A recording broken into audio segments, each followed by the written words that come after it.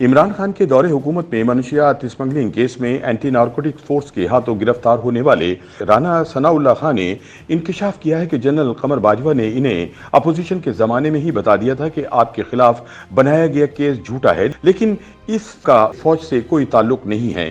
تاہم یہ بھی حقیقت ہے کہ رانا ثناء اللہ کے خلاف منشیات کیس بنانے والی اینٹی نارکوٹکس فورس کے سربراہ ایک حاضر سروس میجر جنرل تھے، جنہوں نے شہریار آفریدی کے ساتھ پریس کانفرنس میں دعویٰ کیا تھا کہ مسلم لیگی رہنما رنگے ہاتھوں پکڑے گئے ہیں۔ رانا ثناء اللہ نے کہا کہ یہ اب کی بات نہیں، بلکہ جب ہم اپوزیشن میں تھے تب ایک بریفنگ میں آرمی چیف سے میری ملاقات ہوئی تو میں نے ان سے گلہ کیا کہ میرے خلاف جھوٹا مقدمہ بنایا گیا ہے، جبکہ ANF کا سربراہ ایک حاضر سروس فوجی افسر ہے۔ جنرل باجوہ نے مجھے جواب دیتے ہوئے بہت واضح طور پر اس تاثر کو مسترد کیا کہ اس کیس میں فوج کا کسی قسم کا کوئی کردار تھا۔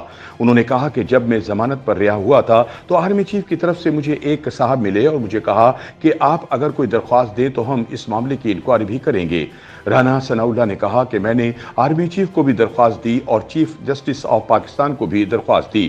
میرا خیال ہے کہ انہوں نے انکوائری کی تھی جس کی بنیاد پر انہوں نے کہا کہ میرے خلاف منشیات کا کیس جھوٹا تھا۔ انہوں نے کہا کہ یہ بات ثابت ہو چکی ہے کہ عمران خان ہمارے خلاف جھوٹے اور جعلی مقدمات بنانے کے لیے ANF اور FIA اور نیب کے سربراہان کو مجبور کرتا رہا۔ انہوں نے کہا کہ عمران نے نیب چیئرمین کی ویڈیو لیک کروائی تاکہ وہ نیب کو مجبور کر سکے کہ وہ ہمارے خلاف جھوٹے کیسز بنائے۔ انہوں نے کہا کہ جسٹس جاوید اقبال کے ہاتھوں جنسی ہراسانی کا شکار ہونے والی خاتون طیبہ گل اب اس بات کی تصدیق کر چکی ہے۔ قبل ازیں وزیر داخلہ رانا ثناء اللہ نے پریس کانفرنس کرتے ہوئے کہا تھا کہ میرے پاس ثبوت ہیں کہ میرے خلاف کیس کے لیے ہیروئن عمران خان اور شہزاد اکبر نے فراہم کی۔ جب اسلام آباد پولیس نے میرے خلاف کارروائی کرنے سے انکار کیا تو ANF کو استعمال کیا گیا۔ خیال رہے کہ PTI رہنما شہریار آفریدی نے حال ہی میں ایک بیان میں کہا تھا کہ رانا ثناء اللہ پر مقدمہ میں نے نہیں ANF نے بنایا تھا۔ آفریدی نے کہا کہ ANF کے افسران نے قسمیں کھا کر انہیں بتایا تھا کہ رانا ثناء اللہ سے منشیات برآمد ہوئی ہیں، اس لیے میں نے ان کی باتوں پر یقین کر لیا، لیکن یہ وہی شہریار آفریدی ہیں جو پریس کانفرنس میں بیٹھ کر اللہ اور اس کے رسول کی جھوٹی قسمیں کھاتے تھے اور کہتے تھے کہ رانا ثناء اللہ خان پر بنایا گیا کیس 100% سچا ہے۔ خیال رہے کہ رانا ثناء اللہ کو انسداد منشیات فورس نے 1 جولائی 2019 کو گرفتار کیا تھا۔ ANF نے رانا ثناء اللہ کو پنجاب کے علاقے سکھیکی کے نزدیک اسلام آباد لاہور موٹر وے سے گرفتار کیا تھا۔ ترجمان ANF نے بتایا کہ رانا ثناء اللہ کی گاڑی سے 15 کلو منشیات برآمد ہوئی ہیں جس پر انہیں گرفتار کیا گیا۔